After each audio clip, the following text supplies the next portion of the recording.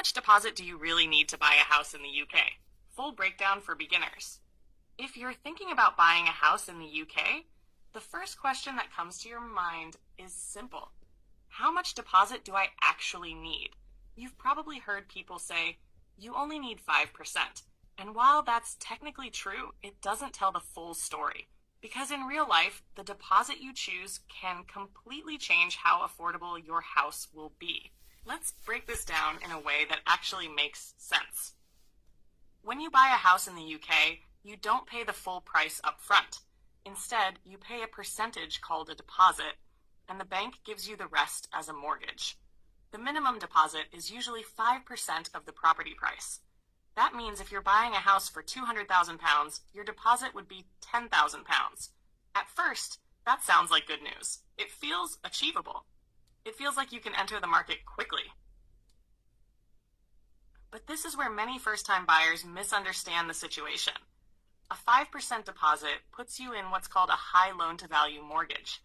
In simple terms, the bank is taking more risk because you're borrowing a large portion of the property value. And when the bank takes more risk, you pay for it through higher interest rates. So even though you get into the market faster, your monthly payments become more expensive. Over time, you could end up paying much more than someone who saved a bigger deposit. That's why many people aim for a 10% deposit. With 10%, you reduce the risk for the lender, which means you get access to better mortgage deals. Your interest rate drops, your monthly payments become more manageable, and overall, the cost of your home decreases. Then there's the next level, around 15% to 20%. This is where things start to look much more comfortable financially. With this kind of deposit, lenders see you as a strong borrower. You get the best interest rates available, and your repayments are significantly lower compared to someone with only 5%. So while 5% is the minimum, it's not always the smartest choice. Now here's something very important that many people overlook. Your deposit is not the only money you need. Buying a house in the UK comes with extra costs. You'll need to pay for a solicitor to handle the legal process, a survey to check the condition of the property, and possibly mortgage fees. There are also moving costs, and in some cases, stamp duty depending on the property price. When you add everything together, these extra costs can easily reach a few £1,000s. That means if you're planning to buy with a 5% deposit, you can't just have exactly 5%. You need a financial cushion on top of that. For example, if you're buying a £180,000 property with a 5% deposit, that's £9,000. But once you include fees and other expenses, you might actually need closer to £12,000 or £13,000 in total just to complete the purchase. This is where many first-time buyers get stuck. They save for the deposit, but forget about everything else. Another important factor is your income. The deposit is only one side of the equation. The bank also looks at how much you earn to decide how much they can lend you.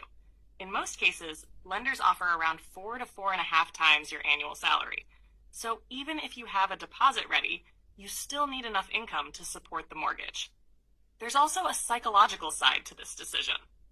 Buying with a very small deposit can feel risky because your monthly payments are higher and you have less financial flexibility.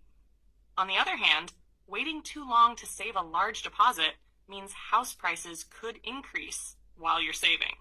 So there's always a balance. The smartest approach is not just aiming for the minimum, but aiming for what keeps you comfortable. A deposit that allows you to sleep well at night, handle unexpected expenses, and not feel stressed every month when your mortgage payment comes out. Because buying a house is not just about getting the keys. It's about being able to live in that house comfortably.